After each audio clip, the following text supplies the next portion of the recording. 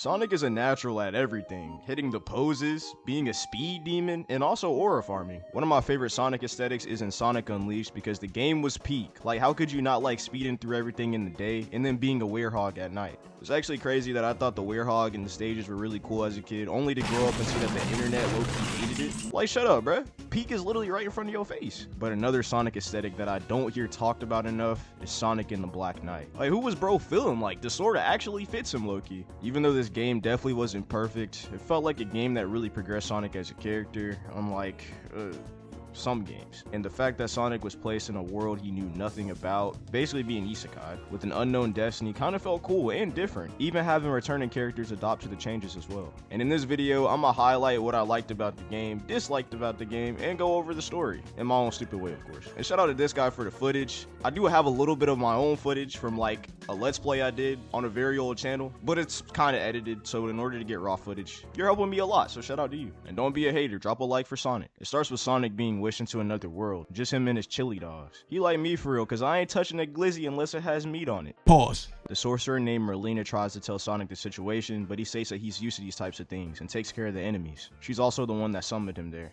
After this, he has a stare off with the evil King Arthur with his chili dog. Sonic tries to rush him, but Merlina stops him and warps him away. And this dude, King Arthur, gotta have some bad breath, bro. Why is toxins coming out your mouth? Then we see Shadow, Blaze, and Knuckles for the first time in this game, and they're serving under this bad breath knight. Like, are we serious? They say that the kingdom and the king seem different and question if they should even be serving him. Gee, I don't know. Probably not. He definitely doesn't look like a textbook villain. Then we flip to Sonic and Merlina and look at the art. I always love the art in this game and how it looks like a storybook. And it's crazy how making this video is kind of iconic to me. I mean, the game did come out in 2009, so dang, I feel like a unk. Merlina tells Sonic that the realm that they're in, aka where the game story takes place, is a land ruled by King Arthur, and he can't be damaged unless someone possesses the sword Excalibur. This takes you to the first area of the game called Misty Lake, and it has a fire soundtrack, I'm not gonna lie.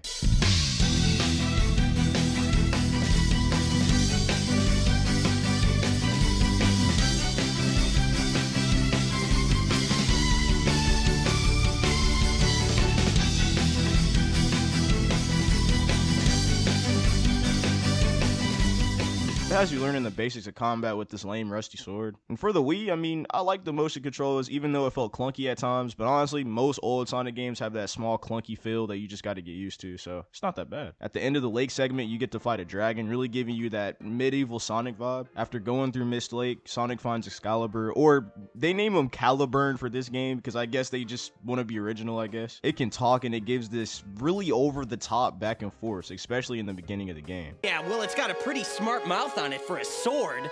The impertinent one is you, knave. After Sonic gets a sword, King Arthur pulls up on them immediately. Like, bro has to have Air Forces on. He was not waiting. His boss fight is really just a chase sequence where the game teaches you parrying. This is the only mechanic I hate because the jankiness can really mess up the timing, bro. After you temporarily defeat him, the special scabbard that he has heals him, and he gets back up, telling Sonic that he's not even worth killing and runs away. And this is why the villains lose. Bro really letting his op breathe just because he had an off day. They set off on a journey to find the Lady of the Lake because she knows how to weaken King Arthur's regeneration, since he's essentially immortal with that scabbard. But before all that, they gotta go to a blacksmith because Caliburn says he needs to be sharpened. Then it cuts to Merlina talking about some Why do flowers bloom, knowing they are destined to wither?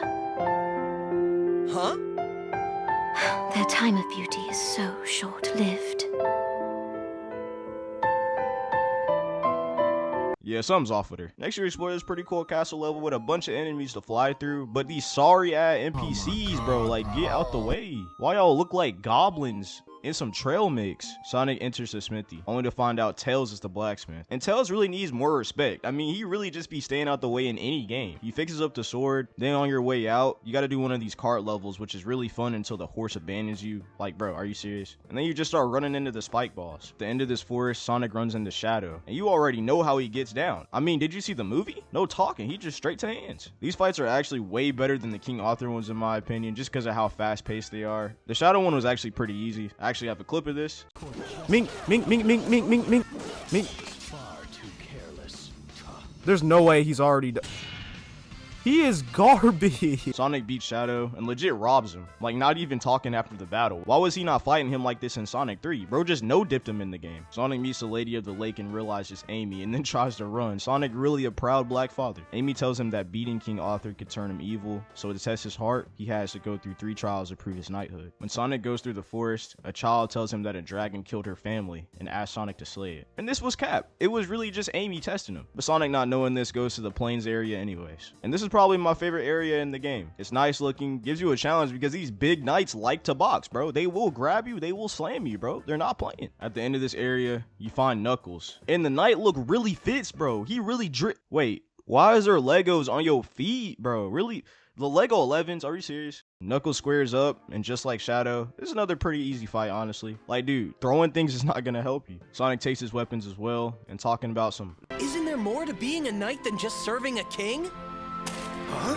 Since when does Sonic write poetry? The next area is a cave, and I honestly hated this. The rocks falling, random enemies, and wall climbing. This was not built for this game. You actually gotta grind this level to do it hitless, I swear. After going through the cave and returning, that's where you find out that Amy was actually the child and was really just testing them, and tells Sonic that he passed. Then she tells Sonic in order to break King Arthur's immortality, he has to beat all the Knights of the Round Table and use their powers together. And at this point in the game, he already beat everyone except for one person, and that's Blaze, known as Percival in the game. She's located in this lava area, which is probably the hardest in the game for its randomness and tricky platforming. But I feel like it's more acceptable because volcano levels in video games normally are hard. Way more acceptable than the cave you had to do before this. Like, bro, I don't know how y'all cave doers do it. Eventually, you run up on Blaze. And by how formal she is... I am Percival, Knight of the Round Table. State your name and your master, sir. Prepare for battle! You already know it's going to be harder than the other bosses combined. She even spams a firewall so you don't get too greedy with the combos. Like, chill, bro. Let me swing my Wiimote in peace. After the battle, she almost falls to her death, but Sonic saves her. He like me for real, always saving the biddies. And why Caliburn trying to dirty Mac? Save the hugs and kisses for later. But I'm not gonna lie, he does make up for it, because bro finally says, From this day forth, you shall be Sir Sonic, Knight of the Wind. which gives Sonic respect for the first time, and Night of the Wind is the main OST for the game. Merlina spawns in randomly after being gone for half the game, and tells him where to find King Arthur. Sonic immediately pulls up with more confidence from his previous battles. And this battle pisses me off, bro. I even have clips from an old playthrough, and it just really speaks for itself. I got him this time, y'all. I got him this time. I'm deleting my YouTube channel. I got it down, y'all. I think I know what my problem was. Ming, Ming, then this one up and down, then Ming, then Ming. What? In this fight, you gotta hit those parry windows exactly right or it's not gonna work. It's like they went in the settings and changed the parry windows to 1 second versus like the 3 seconds you got before. He also spams random lasers that are easy to dodge most of the time, so pretty straightforward if you can get the timing right. Then as King Arthur tries to heal after the fight, Sonic uses the round table swords to seal the magic, stopping him from healing and slicing him and defeating the king. And bro really hitting the IG flick, we get it, bro. You're like that now. You ain't gotta flex. Then the cutscene just ends with him screaming, "I did it," until you go back to the map and see a red dot. And remember when I said Merlina was kinda acting weird earlier? Well, yeah. Sonic drops in with the King's immortal scabbard and hands it to Merlina. She proceeds to tell everybody that King Arthur was never real and was just an illusion that her grandfather made. Meaning that Knuckles, Blaze, and Shadow were really just serving a fake king. Like, that's low-key crazy. And she talking about some, I shall make this kingdom eternal. like, why? Try to make the villagers at least financially stable first. They poor. They just gonna be eternally broke. Basically, Merlina's whole spill is that she feels like life is too short and wants everything to live forever. A trope we've seen many times in games or in shows, but it was made in 2009, so I'm gonna let it slide. Sonic escapes the castle as it destroys itself, and afterwards everyone joins Sonic's team, because I mean, they were kind of just serving a fake dude. Like, that's actually crazy. You get to play as the other characters for a little bit as well, which is pretty cool. They really got Lego Shoes Knuckles doing one of the longest and jankiest missions in the game. Like, give bro a break. And the lava rod mission, which is pretty fun actually from what I remember, but all the fishes, like, I was probably in my room going crazy. The level before the finale has you fighting this red cave dragon, which is actually pretty sick, and it makes me wish that there was more unique enemies in the game too, like warlocks or unicorns or more mythical creatures other than just corrupted knights in the hedgehog fights. After beating him, Sonic makes his way to Merlina, and she really just goes full emo. If she dyes her hair purple, run. She wants to create a kingdom that never ends, and Sonic isn't having that. He rushes her and and gets dropped. And it's actually crazy how bad he gets done here, because bro didn't have trouble this whole game, but 2 attacks put him on 1 HP. Then she thinks she's Sasuke. She grows a whole Susanoo and cuts his sword in half with 1 swipe. Oh nah. Sonic tries to fight her with no sword, but gets severely punished. The others try to get Sonic to run away, but he won't give up, even if he's down 40 points right now. Amy tells everyone to give Sonic their swords to fuse, and it creates literally one of the hardest Sonic cutscenes literally ever.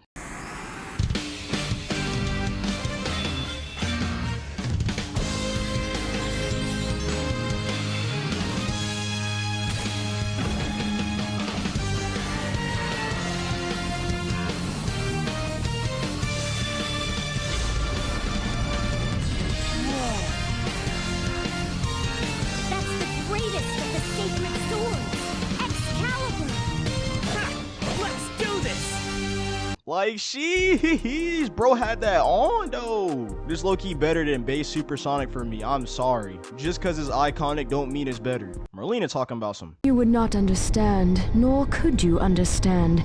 That's why I must do what I must do. I am finished with you. And turns into an absolute demon. I didn't know when she said she wanted an eternal kingdom, she really just meant hell. This fight is easily the best one in the game. Very straightforward with having you have to parry and reflect her attacks. And did I mention it has the best OST in the game?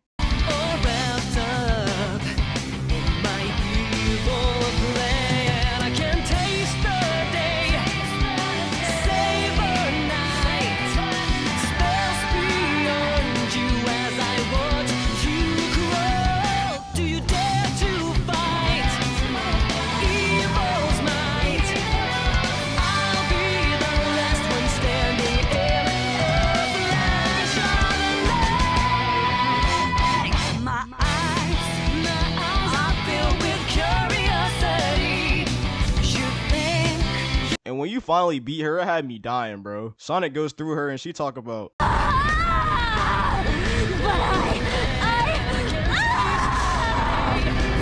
then Sonic just gives her a thumbs up. I swear, Sonic was really one of the first Aura farmers, bro. Like, what? I also found something pretty cool, and it turns out that Merlina was the first main antagonist that Sonic fought that was a female. And at the end, he gives Merlina a great speech, which is honestly better than anything I can say to end this video. Merlina, every world has its end.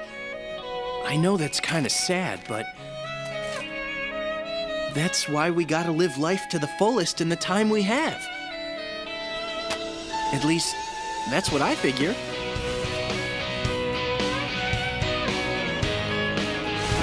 Grandfather.